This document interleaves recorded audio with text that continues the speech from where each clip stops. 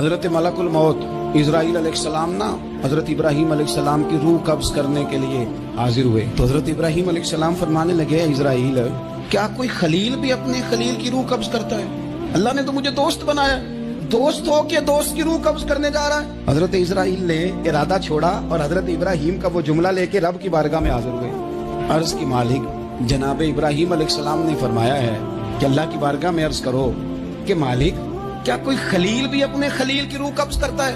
تو رب کریم نے فرمایا اب میرا بھی پیغام جا کے جناب ابراہیم کو دے دو، ان سے جا کے کہو رب فرماتا ہے کیا کوئی خلیل بھی اپنے خلیل کی ملاقات کو ناپسند کرتا ہے؟ آپ کو تو ملنے کو بلا رہے ہیں، موت تو ایک پل ہے، یہاں سے گزریں گے تو جا کے محبوب سے ملیں گے۔